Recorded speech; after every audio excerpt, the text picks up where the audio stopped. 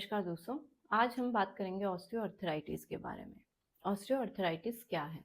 देखिए, एक होता है अर्थराइटिस, ठीक है, एक होता है ऑस्टियोआर्थराइटिस। दोनों में क्या फ़र्क होता है?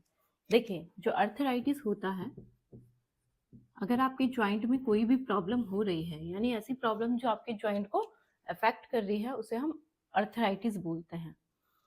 और अर्थराइटिस कई टाइप के होते हैं, जिसमें सबसे पहले आता है आपका रूमेटॉइड अर्थराइटिस। रूमेटॉइड अर्थराइटिस भी कुछ लोगों को होता है। ये क्या प्रॉब्लम होती है? देखिए, जब आपका इम्यून सिस्टम आपके ही जॉइंट को अफेक्ट करता है, यानी आपके ही जॉइंट पर अटैक करना स्टार्ट कर देता है, तो रूमेटॉइड अर्थराइटिस की प्रॉब्लम होती है, यानी एक ऑटोइम्यून डिजीज है। दूसरा आता है सोरेटिक अर्थराइटिस। सोरेटिक अर्थराइटिस क्या होता है? देखिए, सोरेसिस होता है, स्किन की प्रॉब्लम होती है। तो जिन लोगों को सोरेसिस की दिक्कत है, उनको क्या होता है, उनके जॉइंट भी अफेक्टेड होते हैं, तो उस वजह से भी अर्थराइटिस होता है, तो उसे हम सोरेटिक अर्थराइटिस बोलते हैं। तीसरा है जुवेनाइल अर्थराइटिस। जुवेनाइल अर्थराइटिस जो होता है वो क्या है, छोटे बच्चों को होता है। ये छोटे बच्चों के जो जॉइंट होते हैं उसको अफेक्ट करता है, ठीक है। इसमें फीवर भी आता है, उसे हम जुवेनाइल अर्थराइटिस बोलते हैं। एक आता है ऑस्टियोआर्थराइटिस। तो ऑस्टियोआर्थराइटिस क्या है? आपका अर्थराइटिस का ही एक टाइप है। अब ऑस्टियोआर्थराइटिस क्या होता है, चलिए बात करते हैं। देखिए, जिन लोगों को ऑस्टियोआर्थराइटिस की प्रॉब्लम होती है, ऑस्टियोआर्थराइटिस क्या है? एक degenerative non inflammatory joint disease है। Degenerative non inflammatory joint disease क्या होती है? देखिए, डिजनरेशन मतलब होता है डिटोरियरेशन या इम्पेयरमेंट।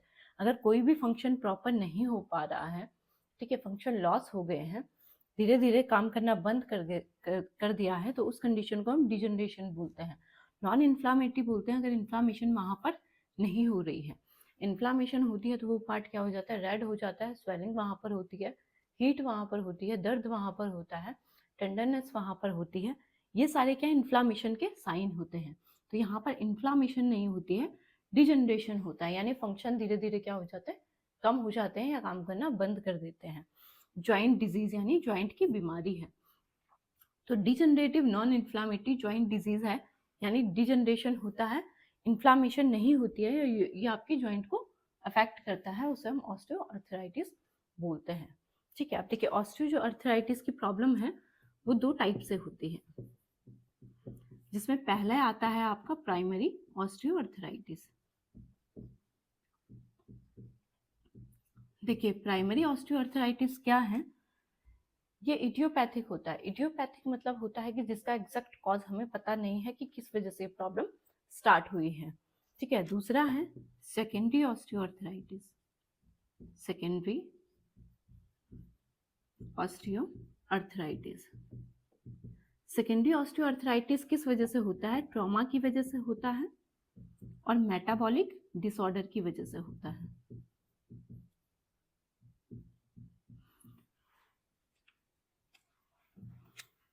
देखिए, ट्रॉमा होता है यानी अगर आपके जॉइंट में कोई इंजरी हुई है जिस वजह से ऑस्टियोआर्थराइटिस की प्रॉब्लम स्टार्ट हुई है। दूसरा है मेटाबॉलिक डिसऑर्डर। मेटाबॉलिक डिसऑर्डर होता है कि ये आपके डाइजेशन से रिलेटेड होता है, यानी अगर आपके पाचन सिस्टम से रिलेटेड कोई भी प्रॉब्लम है तो उसे हम मेटाबॉलिक डिसऑर्डर बोलते हैं।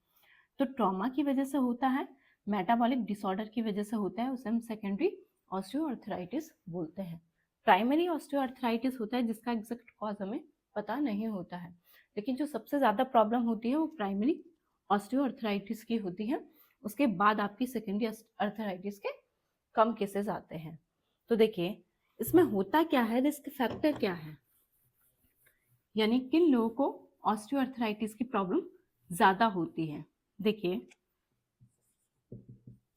इसके जो रिस्क फैक्टर हैं, सबसे पहले आता है,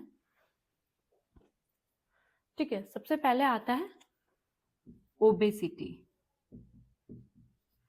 ओबेसिटी यानी जिन लोगों में मोटापा ज़्यादा है, मोटापा ज़्यादा होने की वजह से क्या है, आपके जॉइंट पे जोड़ पड़ता है, स्ट्रेस पड़ता है, तो उस वजह से ऑस्टियोआर्थराइटिस की प्रॉब्लम होती है। दूसरा जो कॉज होता है, जिनको डायबिटीज़ है,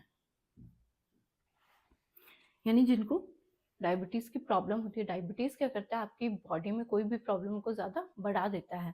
तो जिन लोगों को डायबिटीज़ की प्रॉब्लम है, उनको क्या है, ऑस्टियोआर्थराइटिस की प्रॉब्लम ज़्यादा देखी गई है। तीसरा आता है, जिनकी 55 साल से ऊपर एज है। 50 या 55 साल से ऊपर की एज में क्या होता है, प्रॉब्लम ये ज़्यादा होती है। ठीक है, यंग एज में भी होती है, लेकिन ज़्यादातर केस 50 और 55 साल से ऊपर देखे गए हैं। ठीक है, अब देखिए, चौथी जो प्रॉब्लम होती है वो जेनेटिक भी होती है, यानी जेनेटिक भी आपको ऑस्टियोआर्थराइटिस की प्रॉब्लम होती है। मदर फादर को किसी को प्रॉब्लम है तो चांसेस है कि बच्चे में भी ये प्रॉब्लम हो सकती है। ओबेसिटी की वजह से होती है, मोटापे की वजह से होती है। डायबिटीज़ की प्रॉब्लम है तो उनको ऑस्टियोआर्थराइटिस की प्रॉब्लम ज़्यादा होती है। 55 साल से ऊपर एज है तो उनको ऑस्टियोआर्थराइटिस की प्रॉब्लम ज़्यादा होती है। जेनेटिक भी ये प्रॉब्लम होती है। और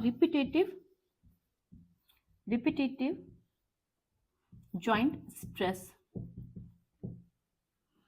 यानी जैसे आपके लेबर हो गए, एथलीट हो गए, ठीक है, जैसे बार बार जो जॉइंट जो होते हैं आपको उस पर जोर पड़ने की वजह से भी ऑस्टियोआर्थराइटिस की प्रॉब्लम होती है। जैसे आपके लेबर हैं जो क्या है, हैवी वेट उठाते हैं तो उनको प्रॉब्लम ज़्यादा होती है। जैसे आपके एथलीट हैं जो हैवी एक्सरसाइज करते हैं तो उनको भी ये प्रॉब्लम ज़्यादा होती है। तो बार बार जोर पड़ने की वजह से अगर आपका वेट ज़्यादा है तो भी आपकी जॉइंट पर क्या है, बार बार प्रेशर पड़ता है, तो उससे भी क्या है, ऑस्टियोआर्थराइटिस की प्रॉब्लम ज़्यादा होती है। ठीक है, प्रायर जॉइंट इंजरी, यानी किसी को अगर पहले जॉइंट पर कोई भी इंजरी हुई है तो उससे भी क्या है, ऑस्टियोआर्थराइटिस की प्रॉब्लम होती है। तो बार बार जॉइंट क्या है, पहले अगर इंजरी हुई है तो उसको भी ऑस्टियोआर्थराइटिस की प्रॉब्लम ज़्यादा हुई है। बार बार वेट पड़ने की वजह से भी ऑस्टियोआर्थराइटिस की प्रॉब्लम ज़्यादा होती है। अब बात करेंगे इसके सिम्टम्स के बारे में, यानी लक्षण के बारे में।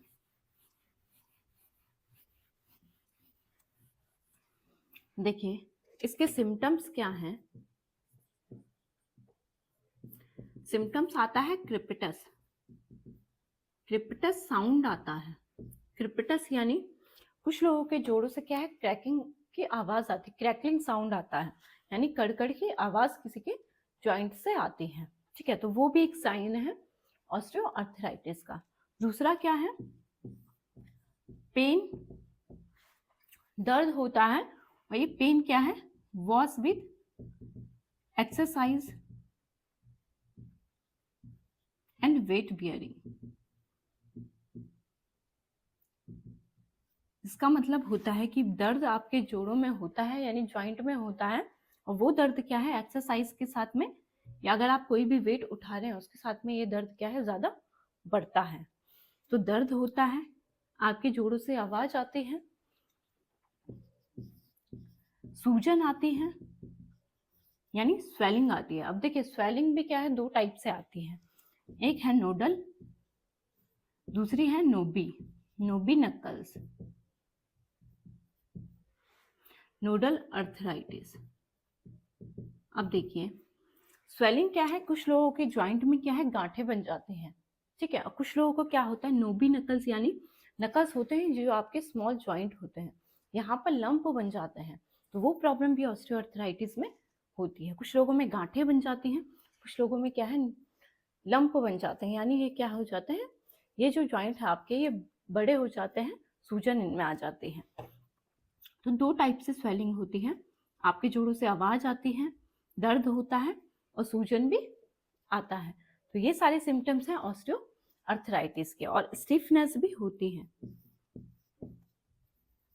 स्टिफनेस यानी अकड़न भी आपके जोड़ों में होती है। जब आप सुबह उठते हैं तो ये अकड़न आपको ज़्यादा फील होती है। ठीक है, कुछ देर तक आप उठ नहीं पाते हैं या काम नहीं कर पाते हैं, वो अकड़न आपके जोड़ों में होती है। तो ये आपके सिम्टम्स हैं। अब देखिए, जो ऑस्टियोआर्थराइटिस की प्रॉब्लम होती है, ये सबसे मोस्ट कॉमन क्या है, आपके नी जॉइंट को अफेक्ट करती है। यानी आपके घुटने को ये प्रॉब्लम क्या है, सबसे पहले अफेक्ट करती है। आपके घुटने में क्या होता है, जो क्वाड्रिसेप्स मसल होती है, क्वाड्रिसेप्स मसल क्या होती है, देखिए आपके घुटने में 4 मसल जुड़ती हैं। सबसे पहले आती है रेक्टस फेमोरिस, दूसरी आती है वास्टस लेटरलिस, तीसरी आती है वास्टस मीडियालिस, चौथी आती है वास्टस इंटरमीडियस। अब ये 4 मसल क्या है, आपके घुटने में जुड़ती हैं, तो इन चारों मसल में कमजोरी आ जाती है। कुछ लोगों को आपने बोलते हुए सुना होगा कि उनकी जो घुटना है वो घिस गया है। तो क्या है, इसमें क्या होता है, आपके नी जॉइंट में सबसे पहले ये प्रॉब्लम क्रिएट होती है, और ये चारों मसल जो आपकी घुटने में जुड़ रही है, इनमें कमजोरी आ जाती है। ये प्रॉब्लम भी ऑस्टियोआर्थराइटिस में होती है। दूसरा, ये आपके हिप जॉइंट को अफेक्ट करता है। ठीक है, हिप जॉइंट में भी क्या है, बहुत लोगों को चलने में भी प्रॉब्लम होती है। अगर नी जॉइंट और हिप जॉइंट अफेक्ट हुए हैं तो चलने में क्या होगी, प्रॉब्लम होगी। दूसरा देखिए, आपके रिस्ट को भी अफेक्ट करता है, आपके स्मॉल जॉइंट को, स्मॉल जॉइंट यानी फिंगर जॉइंट जो होते हैं उनको भी अफेक्ट करता है। जो आपके डीआईपी हैं यानी डिस्टल इंटरफेरेंजियल जॉइंट है, और पीआईपी है यानी प्रॉक्सिमल इंटरफेरेंजियल जो जॉइंट होते हैं उनको भी अफेक्ट करता है। देखिए, नी जॉइंट को अफेक्ट करता है, आपके हिप जॉइंट को अफेक्ट करता है, रिस्ट को अफेक्ट करता है, यानी आपकी कलाई में भी ये प्रॉब्लम होती है, सर्वाइकल भी प्रॉब्लम होती है, सर्वाइकल और लंबोसैक्रल जो जॉइंट है उसको भी अफेक्ट करता है। अब देखिए, सर्वाइकल यानी गर्दन में ये प्रॉब्लम होती है, यहाँ पर सर्वाइकल जॉइंट को भी अफेक्ट करता है। लंबोसैक्रल यानी आपकी कमर की जो निचली हड्डी होती है, ठीक है, कमर का जो निचला पार्ट होता है वहां पर भी ये प्रॉब्लम होती है। स्मॉल जॉइंट को भी अफेक्ट करती है। स्मॉल जॉइंट जैसे आपके पैरों के जॉइंट हो गए, ठीक है, आपके हाथों के जॉइंट हो गए। डिस्टल डीआईपी होता है डिस्टल इंटरफेरेंजियल जॉइंट, जो ये वाला जॉइंट है आपका उंगली का जो ऊपरी भाग होता है, ये जो जॉइंट होते हैं उन्हें हम डीआईपी बोलते हैं। पीआईपी होता है प्रॉक्सिमल इंटरफेरेंजियल जॉइंट, जो आपके ये वाले जॉइंट होते हैं, ठीक है। लेकिन मोस्ट कॉमन इसमें जो डिस्टल इंटरफेरेंजियल जॉइंट होते हैं वो अफेक्टेड होते हैं, यानी जो उंगली के जो ऊपर का पार्ट होता है ये क्या है, ज्यादा अफेक्टेड होता है, यहाँ पर आपके लंप बन जाते हैं, वो ऑस्टियोआर्थराइटिस की प्रॉब्लम होती है। कुछ लोगों में क्या होता है, जो बेस होता है थंब का, यहाँ पर अंगूठे का जो बेस होता है उसमें भी प्रॉब्लम आ जाती है, उसे भी हम ऑस्टियोआर्थराइटिस बोलते हैं, ठीक है। तो आपके जॉइंट को अफेक्ट करता है, इसमें आपको चलने में प्रॉब्लम होती है, या आप अगर आपकी स्मॉल जॉइंट अफेक्टेड है तो आपके हाथों की ग्रिप नहीं बन पाती है, या अगर आपको कुछ भी काम सामान उठाना है, ठीक है, या कोई भी बॉक्स खोलना है तो वो ग्रिप आप नहीं बना पाते हैं, वो प्रॉब्लम है ऑस्टियोआर्थराइटिस की। अब देखिए, ऑस्टियोआर्थराइटिस आपके कौन कौन से पार्ट को अफेक्ट करता है। ये आपके लिगामेंट को अफेक्ट करता है, ठीक है, आपके टेंडन को अफेक्ट करता है, आपके कार्टिलेज को अफेक्ट करता है, आपकी बोन्स को अफेक्ट करता है। लिगामेंट क्या होता है, देखिए लिगामेंट होता है जो आपकी हड्डियों को जोड़े रखता है, वो आपका लिगामेंट है, ठीक है, एक हड्डी को दूसरी हड्डी से जोड़े रखता है, तो आपके लिगामेंट को भी अफेक्ट करता है। टेंडन होता है जो आपकी मसल्स हो, जो मांसपेशियां होती हैं जॉइंट के पास में, जो आपकी मांसपेशियां उसको हड्डी से जोड़े रखता है, उसे हम टेंडन बोलते हैं, तो टेंडन भी अफेक्टेड होता है। कार्टिलेज, कार्टिलेज क्या होता है, देखिए आपके जॉइंट जो होते हैं, जॉइंट के बीच का जो ये वाला पार्ट होता है जो जुड़ा हुआ होता है उसे हम कार्टिलेज बोलते हैं। ये कार्टिलेज क्या करता है, आपकी हड्डियां आपस में रगड़े ना, वो क्या है, उसको फ्रिक्शन को बचाने का काम किसका है, कार्टिलेज का है, तो कार्टिलेज भी अफेक्टेड होता है, बोन भी अफेक्टेड होती है, टेंडन भी अफेक्टेड होता है जो मसल को बोन से जोड़े रखता है, और लिगामेंट भी अफेक्ट होता है जो बोन को बोन से जोड़े रखता है। तो ये चारों चीजें क्या है, आपके ऑस्टियोआर्थराइटिस में इन चारों में क्या होती है, प्रॉब्लम होती है। ठीक है, अब देखिए सिम्टम्स आपने देख लिए हैं। ठीक है, अब देखिए, अब बात करेंगे मैनेजमेंट की। सिम्टम्स हमने देख लिए हैं, रिस्क फैक्टर हमने देख लिए हैं, टाइप हमने देख लिए हैं, कौन कौन से ज्वाइंट को अफेक्ट करता है ये हमने देख लिया। अब बात करेंगे मैनेजमेंट की। इससे बचने के लिए हमें क्या करना है? देखिए, एक तो अपने वेट को कम करना है, ठीक है, दूसरा है एक्सरसाइज करनी है। एक्सरसाइज या वॉक आप कर सकते हैं। देखो, जिनको ज्वाइंट में ज्यादा प्रॉब्लम है वो हल्की वॉक कर सकते हैं। वॉक से क्या होता है, आपकी मांसपेशियों को स्ट्रेंथ मिलती है। ठीक है, आपके ज्वाइंट क्या है, थोड़ा सा मूव कर पाते हैं। तो जिनको ज्यादा लंबे टाइम से दर्द है वो हल्की वॉक कर सकते हैं, जिनको दर्द कम है वो हल्की क्या है, एक्सरसाइज कर सकते हैं। वेट आपको कम करना है, डायबिटीज को आपको कम करना है। देखिए, जिनको शुगर की प्रॉब्लम है उनको क्या है, शुगर अपना कम करना है, क्योंकि डायबिटीज की वजह से भी ऑस्टियोआर्थराइटिस की प्रॉब्लम ज्यादा होती है। हॉट बाथ आप ले सकते हैं, ठीक है, या हॉट थेरेपी आप ले सकते हैं। क्या है, कुछ लोगों को क्या होता है, सर्दियों में ज्यादा प्रॉब्लम होती है। ठीक है, जैसे ठंड स्टार्ट होती है तो जोड़ों में ज्यादा प्रॉब्लम होती है, ज्यादा अकड़न होती है। तो उन लोगों के लिए क्या है, हॉट बाथ वो ले सकते हैं, हॉट टब में वो बैठ सकते हैं, जिससे उनके ज्वाइंट क्या है, पेन में आराम मिल सकता है। सपोर्टिव फुटवियर ले सकते हैं। देखिए, कुछ लोग क्या है, सपोर्टिव फुटवियर से भी क्या है, थोड़ा बहुत प्रॉब्लम क्या है, आराम, प्रॉब्लम में आराम आता है। तो सपोर्टिव फुटवियर आप पहन सकते हैं। वेट को कम करना है, डायबिटीज को कम करना है, वॉक करनी है, एक्सरसाइज करनी है, हॉट बाथ लेना है, सपोर्टिव फुटवेयर लेना है। अगर सूजन है तो उसके लिए आइस का भी यूज कर सकते हैं। अगर आपके ज्वाइंट में क्या है, स्वेलिंग है, तो उसके लिए आइस भी आप अप्लाई कर सकते हैं, जिससे आपके सूजन में क्या है, आराम मिल सकता है। फिजिकल थेरेपी आप ले सकते हैं। फिजिकल थेरेपी में क्या होता है, देखिए,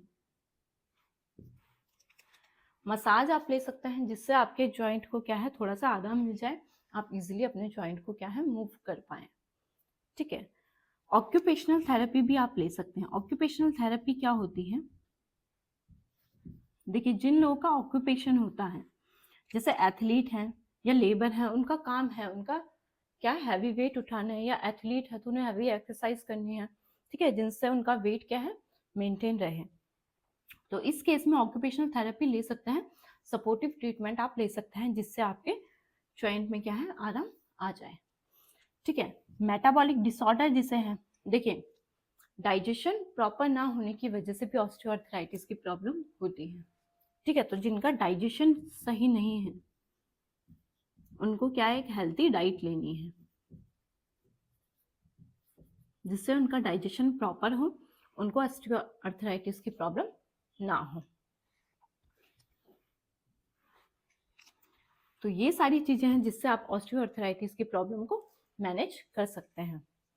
तो अपनी लाइफस्टाइल को हेल्दी रखें और अपना ध्यान रखिए। अगली वीडियो में हम बात करेंगे अगली प्रॉब्लम के बारे में। धन्यवाद।